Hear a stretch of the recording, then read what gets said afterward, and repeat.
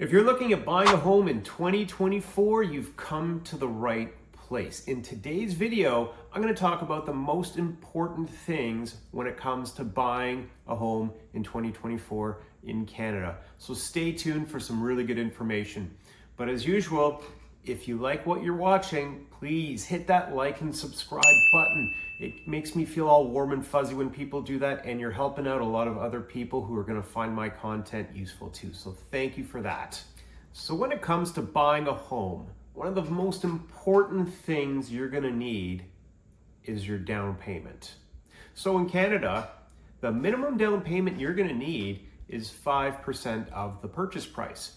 But don't worry, it gets confusing from there. 5% seems like a simple number to come up with. 5% of $500,000, $25,000 is minimum down payment. But anything above $500,000, you actually need an additional 10% for the difference. So let me explain. If you're buying a $900,000 property and you want to put the least amount down possible, so it's 5% of the first $500,000, so that's $25,000 down payment. Then it's 10% for everything over and above that $500,000. So we have an additional $400,000 of mortgage we're borrowing. So that means we need an additional $40,000. So $40,000 plus $25,000. So our grand total for the down payment on a $900,000 property is going to be $65,000. If you're going to be buying a property over $1 million, the minimum down payment required is 20%. So there's no getting around that. Anything over $1 million, we can't get mortgage insurance on that. So you're going to have to put 20% down. Okay, great. So you've got your $45,000 saved. Banks are going to want to know where that money comes from. They have to abide by these anti-money laundering laws, and they have to see that this money is actually yours and it's in your accounts. So how do we do that? Banks typically want to see a 3-month history of where all your funds have been. So a pro tip here is to make this process easier. If you know you're going to be buying in the next 6 months to 12 months, let's amalgamate all of those accounts into one if possible. I've seen way too many cases where people treat these high interest savings account almost like a sport, where they're transferring money back and forth like a tennis match. It doesn't need to be that hard. It really complicates tracking where all your money has been coming to and going out of.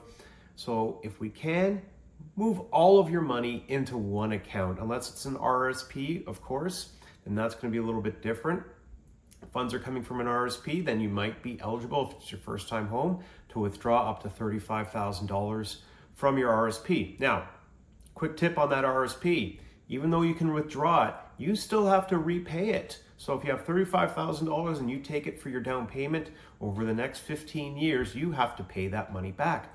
And as well, don't forget, you're losing the effect of compounding with that RSP. So if you don't necessarily need to withdraw that RSP, it might not be the best idea to do so. So that's something that you can talk about with your bank or mortgage professional, and whether or not withdrawing that RSP even makes sense. Other sources of funds are obviously the bank of mom and dad. With house prices where they're at right now, we've seen a lot of parents help out with the down payment, and they're going to gift their kids a down payment. And so how do we track that? We see $100,000 go into a bank account. All we really need is the parents to sign a gift letter saying that this $100,000 is simply a gift and it's not repayable, and then we're good to go. So that covers our down payment, what the minimum down payment is, and what the documentations are around the down payment. And the next is going to be our income. So income is super important. If you are an employee and you have a straight salary, perfect. Super easy. You earn $100,000 a year, you get a job letter and you get a pay stub. Bob's your uncle, we're off to the races. If you have additional income, if you get a bonus from work, for example, then banks want to see you've got a 2-year history of that bonus. So what we're going to need is a 2-year average with your T4 slips that'll actually show us that bonus income that you've received, and then we can use that extra income. If you're self-employed, that's where it gets a little bit trickier, but that's also where we can get creative. So we also need a 2-year history of you being self-employed, 2-year history of your tax returns, your notice of assessments, business financials, all that fun stuff. But then we can get creative on how we can qualify you, and we'll get into the nitty-gritty once you actually apply for a mortgage. But there's lots of great self-employed programs out there to help you qualify for the mortgage you're looking at. So get your income in order. If we're low on income, because typically the banks don't want to lend you more than 44% of your income, of your gross income, towards your mortgage payment, your property taxes, heating, and any other debts you have. So that also includes car loans, credit cards. If you know you're going to be buying a home in the next year or so, do what you can to pay down those credit cards, especially those car loans. Car loans are crushing people right now in terms of their big payments. Cars have gotten more expensive. Interest rates on car loans have gotten way up. So now we're seeing car payments $700, $800, $900 a month.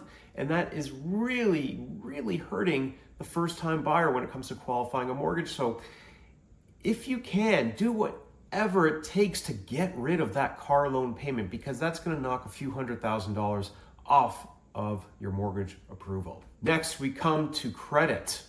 Make sure you pay your credit cards on time. It's the simplest thing to do. Make sure you make the minimum payments. You're not missing any payments whatsoever, because credit matters to lenders. Your credit report basically tells people how you've been repaying your bills over the last few years. And if you haven't been paying on time, then they start thinking, maybe, just maybe, he's not going to make this mortgage payment on time. So paying your credit on time is huge. The other thing that they look at is your balances on your credit cards. Are you constantly maxed out on your credit cards? Because that's not a good thing either. Your credit score is going to go down because of that.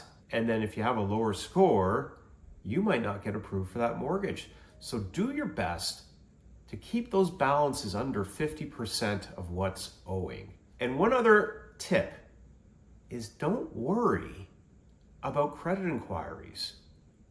There is this huge myth out there, and I don't know where it started from, but people are so protective of their credit reports. They don't want to share it with anybody, right? They think it's like got the frickin' recipe for Coca-Cola in their credit reports, and they don't want to tell anybody. But it's just not true.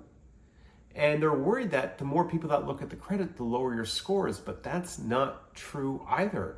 Did you know that Equifax gives you 45 days to shop around for a mortgage? So any inquiries in that 45-day window just counts as one inquiry, and it's going to impact your credit score maybe a few points downwards. Nothing huge. So you can shop around for a mortgage. You can have multiple people pull your credit in a 45-day window, and it impacts nothing.